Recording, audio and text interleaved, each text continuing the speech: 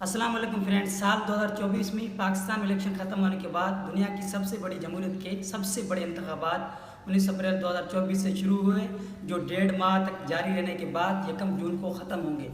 जी हाँ, मैं बात कर रहा हूँ भारत की। भारत में इतनी बड़ी आबादी है कि वहाँ एक दिन में इलेक्शन करवाना और उसको कंट्रोल करना बहुत मुश्किल है, इसलिए ये इलेक्शन 1.5 माह तक जारी रहेगी। भारत की इस इलेक्शन को लोकसभा के नाम से पुकारा जाता है और इस लोकसभा इलेक्शन में तकरीबन 97 करोड़ वोटर रजिस्टर है।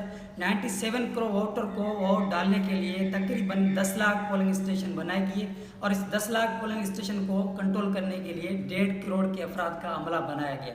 भारत में ये 1.5 माह चलने वाली इलेक्शन टोटल 7 फेज में कंप्लीट होगी। अभी तक के हिसाब से सिर्फ 5 फेज कंप्लीट हुए हैं।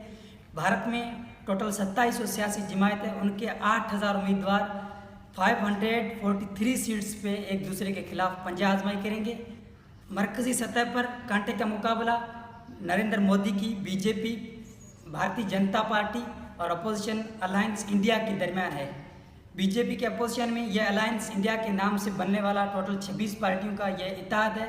इसमें राहुल गांधी की Indian National Congress Party, Arvind Kejriwal की आम आदमी जनता पार्टी, ममता बनर्जी की All India Trinamool Congress Party, Akhilesh Yadav की समाजवादी पार्टी और उद्धव ठाकरे की शिवसेना पार्टी, यह टोटल 26 पार्टियों का इत्तेहाद है। इंडिया के नाम से बनने वाला इत्तेहाद नरेंद्र मोदी की हुकूमत के लिए एक बड़ा चैलेंज है। पिछली बार 2019 में जब इलेक्शन हुई थी तो बीजेपी का 300 सीट्स जीतने का टारगेट था और ये टारगेट बीजेपी ने पूरा किया था। इस बार 400 पार का नारा है बीजेपी का। 2024 की इलेक्शन में बीजेपी 400 सीट जीतने का दावा कर रही है।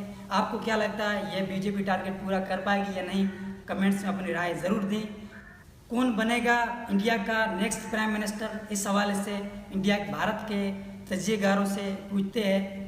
Somebody asked me who will replace Modi or who will be the next who will succeed Modi, and I always say nobody knows and no one should make a prediction. But one thing is very clear: whoever comes after him will be more hardliner than what Mr. Modi is. Would make Mr. Modi look on relative basis would make Mr. Modi look liberal than what he or she is going to be. As of now, it looks like Modi's game to lose. I think everybody gets that. The success of the BJP is built on. जबकि कुछ तजिएगार राहुल गांधी को भी support कर रहे हैं। How does one know who to vote for? I certainly think that BJP will win, but I would like to see Modi either not contest or lose in the contest. He is, in my opinion, now not a safe person to be in the Prime Minister's chair. He believes in a kind of dictatorship. The extreme example is that of Hitler. The moderate example of this is Putin. These people started off looking as if they were Democrats who wanted to change things, but in the end they became monsters. Problem with Modi is, I do this, I will do this, I am doing this. I want people to feel that they must be doing it themselves, but this is the way to do it. That kind of leadership comes, I think India will be within 5-6 years, it can be amongst the first 3, in fact first 2, because we can easily overtake China. दूसरी तरफ भारत के social media एक्टिवर्स, YouTubers जो बिल्कुल BJP की opposition कर रहे हैं। भारत के फेमस यूट्यूबर ध्रुव राठी, आकाश, नीतीश राजपूत, जो ये मिलकर बीजेपी के खिलाफ एक प्रोपेगेंडा चला रहे हैं।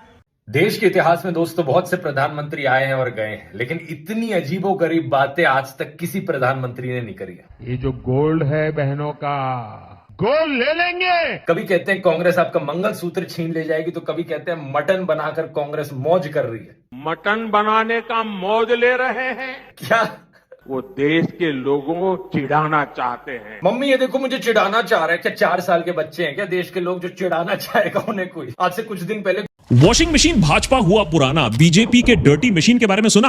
हुआ यूं कि बीजेपी बीकानेर के former minority cell chief Usman Gani ने एक इंटरव्यू में मोदी की आलोचना कर दी कि मोदी मुसलमानों को घुसपैठिए बोलते हैं, ज्यादा बच्चों वाले ताने मारते हैं। अरे फाइनली अपने समाज के सामने तो जवाब उन्हें देना पड़ता है। उस्मान गानी की बातें बीजेपी ने सुनी और तुरंत एक्शन भी लिया। नहीं, मोदी ने अपने शब्द वापस नहीं लिए, उल्टा उस्मान को बीजेपी से 6 साल के लिए पार्टी से बाहर निकाल दिया। उधर बीकानेर पुलिस ने उस्मान भाई के घर के सामने पुलिस जीप भेज दी एज अ प्रिकॉशन। उस्मान जब थाने गए ये पूछने के लिए कि जीप क्यों भेजी, तो उन्हें ही जेल में डाल दिया ब्रीच ऑफ पीस के आरोप में। तो जहां बीजेपी के अंदर आने वाले अपने आप को साफ पाते हैं, केस क्लोज हो जाते हैं, वहीं बाहर जाने वाले गंदे और अपने आप को जेल में पाते हैं। हुआ ना असली डर्टी मशीन। दूसरी तरफ भारत की आम जनता भी मोदी हुकूमत से तंग आ गई है। आपको क्या लगता है कौन बनेगा भारत का नेक्स्ट प्राइम मिनिस्टर? कमेंट्स में अपनी राय जरूर दें। शुक्रिया।